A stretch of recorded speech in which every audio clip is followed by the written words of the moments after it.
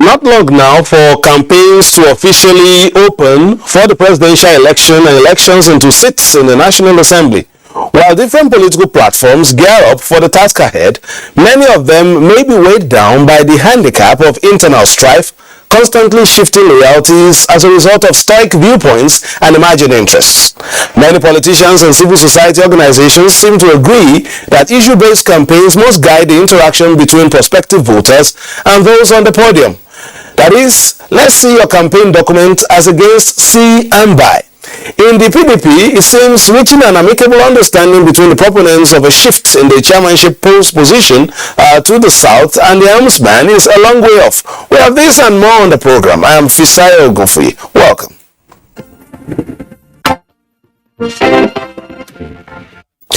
The Nigerian police force this week banned all quasi-security outfits in the states and local communities from electioneering campaigns and other politically related activities. Inspector General of Police Usman Akali Baba at a meeting of strategic commanders in Abuja directed the commissioners to convey the ban to state governors, local government chairmen, community leaders and leaders of political parties. Ensuring the safety and security of all persons and property that will be involved in the entire electoral process without bias and strict enforcement of the Constitution of the Federal Republic of Nigeria, the Criminal and Penal Code, as well as the electoral laws without fear or favor is what this meeting of top ranks of the force is looking at. That any unauthorized security agent found to be engaging in any election or political activities stands the risk of being arrested and prosecuted along with their collaborators. Redirect your intelligence activities to monitor possible elements that might be attempting to threaten the electioneering campaign process. With barely 6 days to lifting the ban on political campaigns by the Independent National Electoral Commission, the meeting is also strategizing on best ways to address security, traffic and crowd management at venues of political parties' campaigns, rallies and other activities relating to the elections. In the performance of these roles, we are expected to maintain an oath of neutrality in accordance with the Electoral Act.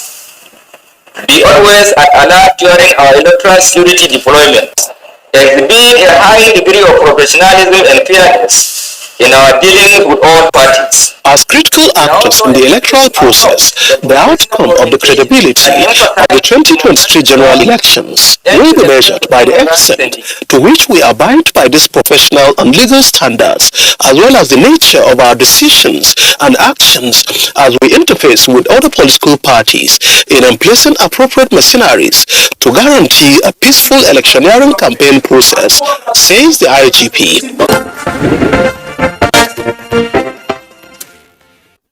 The Northern Alliance Committee has urged the National Assembly to ensure the passage of the National Electoral Offences Commission Bill before 2023 general elections. The committee says the prosecution of electoral offenders will be a major boost to election credibility in Nigeria. This is a gathering of socio-political patriots under the umbrella body, Northern Alliance Committee. The problems that are debilitating with the North, things like lack of education, insecurity, we draw the attention of government to these issues. The committee is concerned over the dwindling economic situation in the country and political development ahead of 2023 general elections.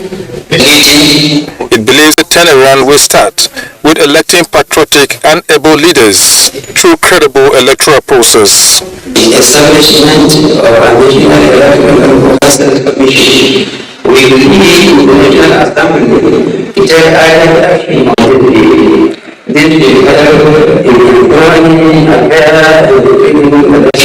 to let us move beyond ethnicity, beyond tribe, beyond religion. Let us look at the performance which only can assist Nigeria to become a great nation. inter-ethnic unity, inter-religious unity within the northern region. And I'd like to add, by extension, across the entire country. Even as the nation's economy is not looking good, with inflation hitting 20%, the stakeholders still give a pass mark to the present administration for the policies it has put in place to deal with the challenge and hopes for continuity for sustainable development.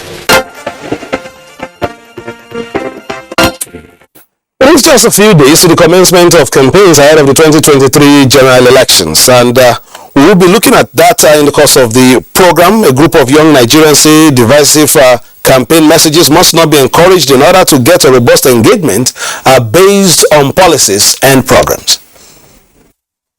Vote buying, attacks on opposition, ethnic and religious sentiments are some of the narratives surrounding Nigeria's electioneering seasons in recent times. Committee of Youth on Sensitization and Mobilization believes it is time to change this narrative and focus more on electing qualified leaders. This time, they are not just talking, but already partnering with the EFCC to put an end to vote buying. The Commission have given us the mandate to mobilize one person per polling unit during the election to monitor the vote buying. We are also working on that, and in due time we are going to switch into the next stage. The Nigerian youth must not be cowed into accepting divisive antics of politicians, and we must say no to vote buying. Youths can no longer take the back seat, says stakeholders at the conference, as the future of Nigeria is in their hands. Youths are not specifically created for millions alone or kiosks. That we can do better and we can be the better that we seek. Their energies, their mobility should all be channeled towards having their participation for positivity, for desired results. Apparently, achieving a free, fair and credible election is a collective responsibility, and the conference has resolved to work towards massive sensitization of the public ahead of the polls. And so when campaigns begin later next week, what issues should be on the ballot, especially the presidency? Dr. Siraju Yakubu, senior lecturer and head of Department of Public Law, Nigerian University, joins us now. Thank you for joining us. It's been a while. I know you've been, everywhere in the last between when we saw last on the program. Now, in just a few short days, we expect them to start climbing the podium, talking about the different candidates and wooing Nigerians to their side. What should do? Or should we be expecting to be the issues that will be on the front burner when campaigns begin? Thank you, Fisai, for bringing me back to the studio. I think first and foremost, there are issues, like you said, burning issues. The security issue, mostly. People will want to know how the candidates what plan do they have to solve the problem of insecurity in Nigeria, because every day now you hear an attack by bandits or people kidnapped and so on and so forth, and that is affecting the nation's economy, affecting the nation's standing in the Committee of Nations and so on. So definitely Nigerians would want to know how these, especially the major political, the flag bearers of the major political parties will solve the security challenges in Nigeria. Secondly, the economy. Our naira is depreciating by the day. Our revenue is dwindling. People will want to know how or what plans and policies that the major the candidates of the major political parties will bring about to at least improve on the economic well-being of the nations and the Nigerians. I think these two major issues will be the at the forefront. So, but apart from the campaign promises, would there be another way to interrogate whether a candidate will be able to deliver the stuff is promised? Yes, I think the capacity has to be tested this time around of the candidates, and through debates, through media engagements, and through even engaging the candidates by the Nigerians will reveal which candidates among the many we have the capacity to lead the country out of the problems it is now, and to bring it back at least to the status Nigeria used to be in the Committee of Nations. I heard you say almost twice or thrice there about issue of major political parties. What if we have a smaller political party and we have with very laudable manifest, the party has a laudable manifesto, and then the candidate has a very strong story to tell in terms of what they want to bring on board.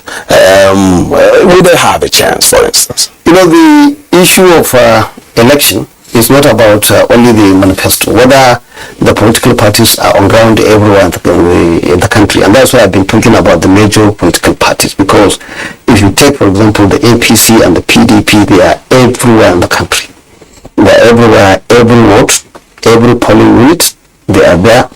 They have membership, and they are represented, followed by other parties like the Labour Party and the NPP, which are I think trailing behind these two political parties. So the political parties serve and its candidates, they have good manifestos, may be competent, but the issue is that to deliver election is not just a matter of popularity or social media. There must be foot soldiers who go in to look and crannies of this country to campaign for the candidates and to campaign for the political parties, and when elections are on, to be able to represent their own party at the polling units, to ensure that proper things are done, to ensure that the votes of the Nigerians count. So this is why actually. So for me, it would have been better to have in this country maybe 1, 2, 3 major political parties with equal strength, so that we Nigerians will have a choice. For example, if you take the United States, we have the Democrat and we have the Republican. These are the two major political parties, and they are everywhere in the United States. If you take the United Kingdom, we know the Labour Party and Conservative. These are the major, then followed by parties like the Lib Dem. And always, even in these two powerful countries, you realize that despite the fact that they have deepened their own democracy, usually these two political parties are the one that slug it out. Okay, let's move very quickly, because even the parties and all the parties we've talked about, there are still some others to cross, even internally. Now, the main opposition party, PDP's presidential candidate Atiku Abubakar's blueprint roadmap for Nigeria has been described as an adaptation of President Muhammadu Buhari's achievement since coming into office. Minister of Information and Culture, Lai Mohammed, made these comments at a media briefing in Abuja. This press conference, therefore, is aimed at exposing hypocrisy, deceit, and emptiness inherent in the opposition that condemns an administration, while also showcasing a blueprint that is nothing but a poor version of what is on ground today. Describing Atiku Abubakar's claim as one which has no bearing, it is erroneous for the PDP presidential flag bearer, who is accusing President Muhammadu Buhari's administration of non-performance, to turn around and use present achievements, which are very evident, as his blueprint. He noted that anyone using such claims as campaign stunts without acknowledging what the present administration has done so far is cheap and disingenuous. The former vice president said in his economic blueprint, and I quote, rebuilding infrastructure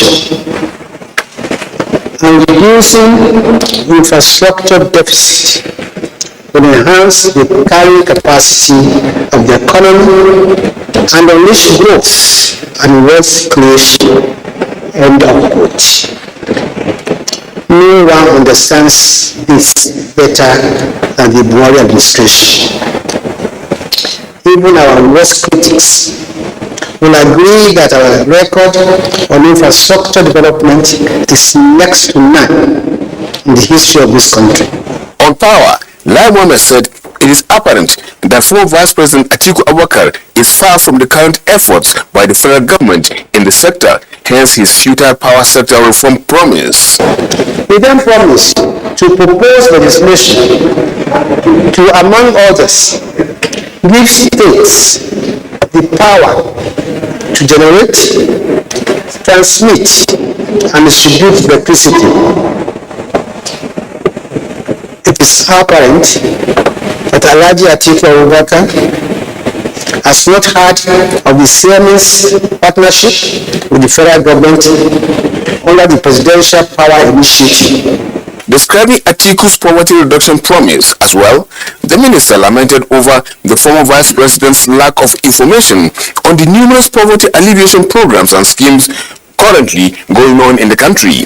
Could it be that His Excellency Alhaji Atiku Abubakar has not heard about the National Social Investment Program, the unprecedented program that is directly and indirectly impacting the lives of poor Nigerians and creating jobs, especially for the youth? Lai Mohammed equally faulted Atiku Abubakar's promise that when elected, his administration would partner with the private sector to invest in infrastructure.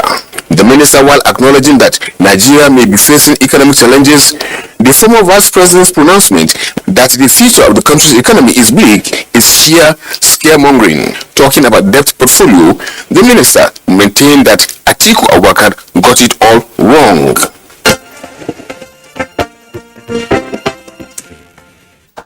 All right. Campaign season is upon us already. So, all right, the PDP, the crisis on leadership concerning the chairman's zone and other related issues went up a notch this week with different pronouncements from different quarters. Governor of Sokoto State, Aminu Waziri Tambuwal, says governors on the platform of the party are working to resolve the crisis. This engagement between the chairman of the PDP Governors Forum, Aminu Waziri Tambuwal, the PDP Board of Trustees led by their acting chairman, Senator Adolphus Wabara, is to come up with solutions to the problems facing the party. As the conscience of the party, the Board of Trustees says it believes that the steps taken are part of their functions in the party constitutionally. The solution for us, all of us, to come together, to come on board and then win the election. We're all interested in working together, solve our internal problems, and then forge ahead and prosecute the electoral battle. The meeting assures that Nigerians will see a more united PDP before the start of electioneering campaigns. The BOT members are to meet the national chairman of the party, Yocha Ayu, the party presidential candidate Atiku Abubakar, and also his running mate, Senator Ifeanyi Okowa, on the way forward. Although the BOT members have met with some governors of the party, they have not been able to meet the Rivers State Governor Nyesom Wike. Meanwhile, PDP North Central Zonal executives have been inaugurated in Abuja with the charge to work towards deepening the ideals of the party. The 32-member executive committee cut across the 6 states of the North Central and the FCT. Okay, that's one leg. Meanwhile, Governor Nyesom Wike had a media parley on the state of play in the PDP this Friday.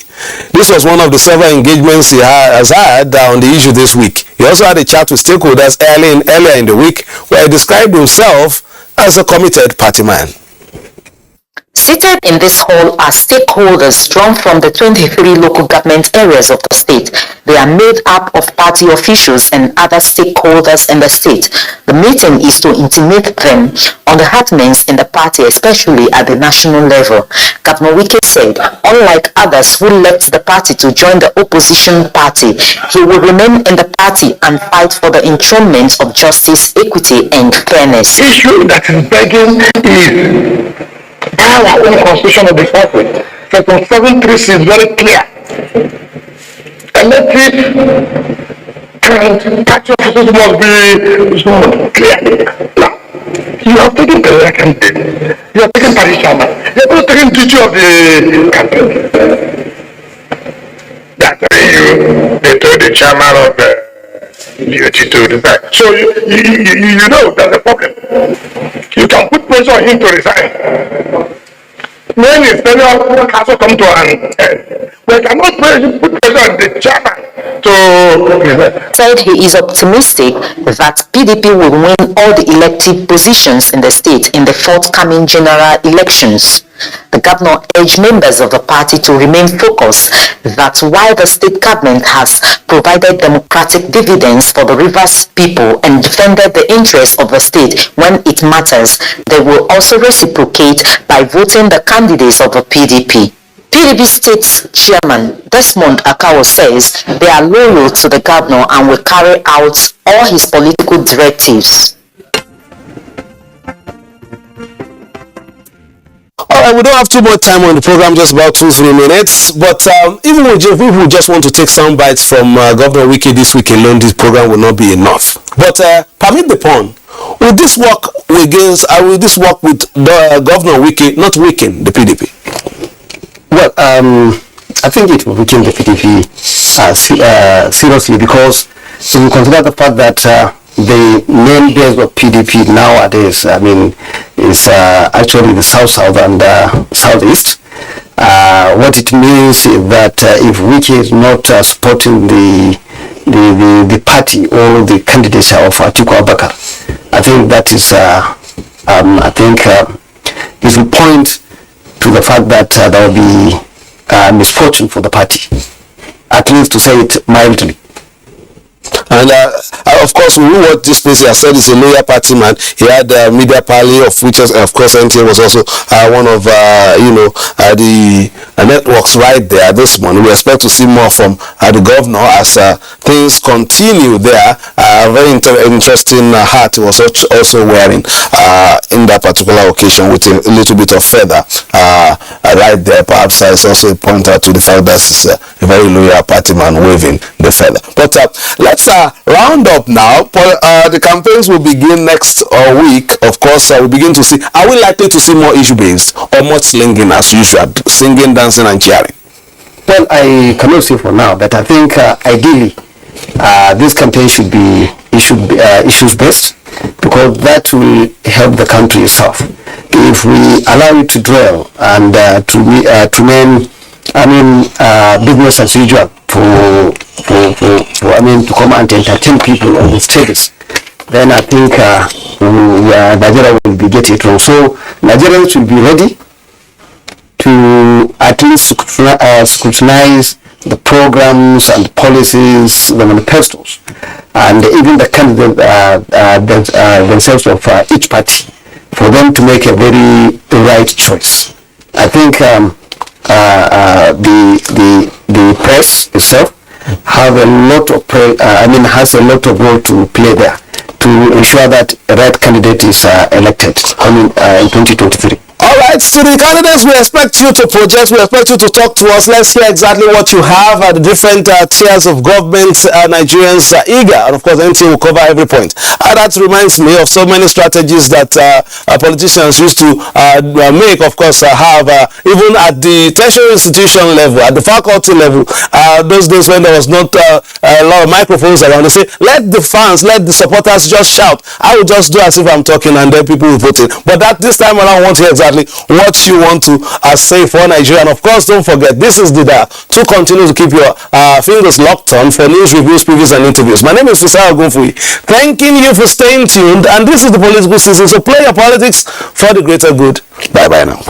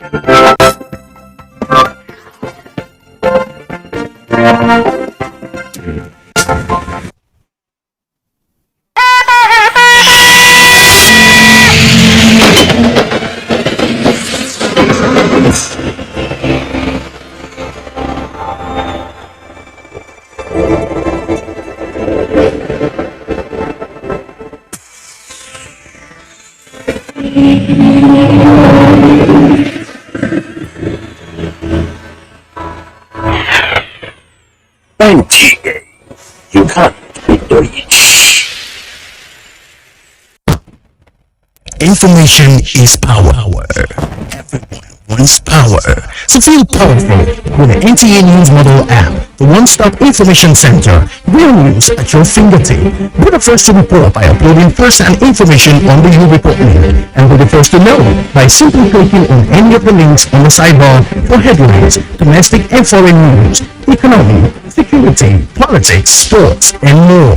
Stream live on your smartphone and tablets and stay connected. It's pretty easy. Simply download NTA News app from your Google Play Store and you're good to go. NTA News Model app. No access to real-time information.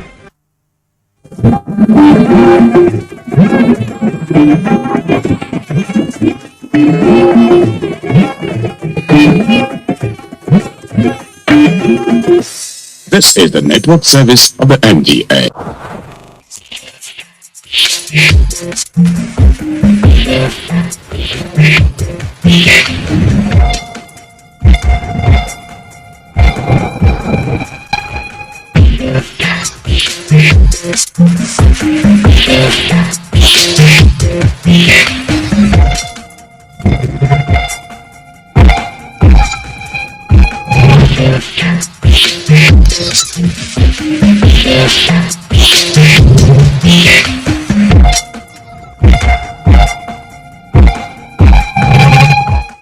You are welcome to your favorite entertainment show on television, and of course this is Entertainment Gist, and today is Sunday. The Big Daddy got you covered anytime, any day, and of course I'll be talking about all the happenings in the world of your favorite entertainer, as long as the story is hot, trendy, and spicy. Trust me, I got you covered right here on Entertainment Gist. And of course, Nigerians are talking about the Emmys, talking about the Hip Hop World Awards that happened in ATL, Atlanta, United States of America. We just can't get enough of all the experience and all the razzmatazz that came with the Emmys that happened in the US. The first time it will be leaving the shores of Nigeria all the way to the United States of America. Anyway, I got the scoop for you, and I'll be walking you through the biggest winners for the night, and of course the highlights of this year's Emmys. Yes, a lot happened at the 15th edition of the Emmys. Aside from the fact that this is the first time it will not be happening in Nigeria and it's happening in the United States of America, and a lot of Nigerians and of course entertainers have been asking, why did they take a Nigerian award away from Nigeria to the United States of America? If they wanted to do it in the diaspora or somewhere outside the shores of Nigeria, they could have moved it to Rwanda or Kenya or South Africa or even Togo or Benin Republic or even our very own neighbor Niger Republic. But they decided to take it to the United States of America. Anyway, aside from that, which is the major highlight for this year's, it is some things actually happened that Nigerians are questioning and asking. One of such is Casey. Casey actually won an award on the night, and of course Casey dedicated his award to his wife and his girlfriend. Yes, you heard me right. He said so at the Emmys, and a lot of people were like, this guy girl might do. Anyway, he corrected himself immediately and said his girlfriend is his wife, who has actually stood by him. But Nigerians, we don't say guy and a lie. And you're just kidding. It could be possible that Casey's wife is also his girlfriend. And also talking about the highlights of the night, the most talked about award is the Next Rated. Remember, sometime in 2015, the Next Rated award actually caused a big stir in the entertainment industry, which actually started a feud between Don Jazzy and, of course, Olamide. And that was how we got the most famous audio where you say, in that car you want, come and collect it. Anyway, this time there was no feud in the Next Rated category, and of course, despite the retinue of artists nominated in that particular category, Benson, aka or formerly known as Buju Pana, actually won the Next Rated awards of the night, and of course, he got himself a Bentley. And the highlights for him winning the Bentley is that this car is not even here in Nigeria. The car was actually situated outside the event center in the United States of America. And of course, Buju, knowing what shipping costs will be like for him, actually called on the Lagos State Governor, Babajide Sanwo-Olu, telling him, Babajide, Oga Governor, please help me ship the car to Lagos. It's too expensive. And this raises the question, why did they do this event in the US and not in Nigeria? That all Buju could have done was just move into his Bentley and of course zoom up to his apartment rather than thinking of custom and excise duties and all the drama that comes with shipping a vehicle from the US down to Nigeria. And of course, Wizkid was one of the biggest winners for the night, winning several categories, winning the best album. Of course, his song Essence also won the song of the year. And Tems also was the biggest winner on the night. A couple of people won. We saw Ladipo winning an award. We saw, Casey winning. We saw Flavor winning. And of course, we saw the man who won the lyricist on the road, talking about AQ, winning an award on the night. Anyway, in case you missed this year's Eddies, let's check out the highlights.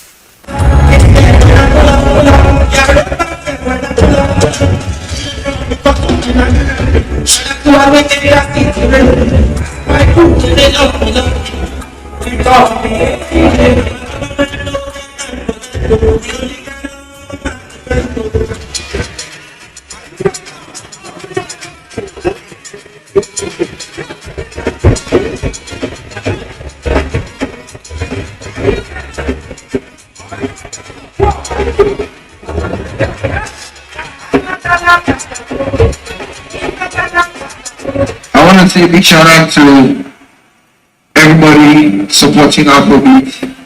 It all started like a dream. Now we're getting all the stream, the creme de la creme. Thank you to all my fans. Let me dedicate this award to Don Jazzy again, because Baba still created the Jazzy again. One thing, you know, say, I didn't get that. Thank you.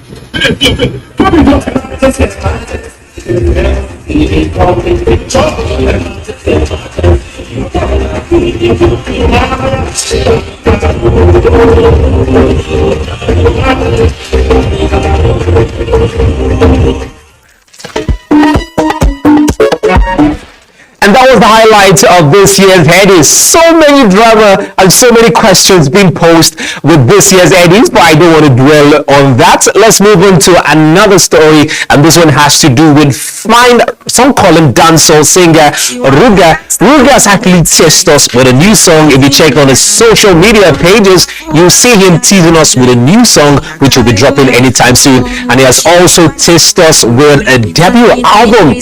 I just can't wait to hear Ruga and what he'll be putting together on the album that he might be dropping sometime this year or next year. Our fingers are crossed and we are waiting for it. And also talking about new releases, Nice aka Alapo Meji, the man who promised us a Grammy a couple of years ago, who's yet to fulfill on his promises, but he's still alive. Hopefully he brings home the Grammy, has tasted us and has dropped a new album as well, talking about the album The Tip of the Iceberg episode 2. Remember, sometime in 2022, Nice Alapo Meji actually released the episode 1 of the Tip of the Iceberg album, and this time he has released the second part of the album. And of course, this album features massive collaboration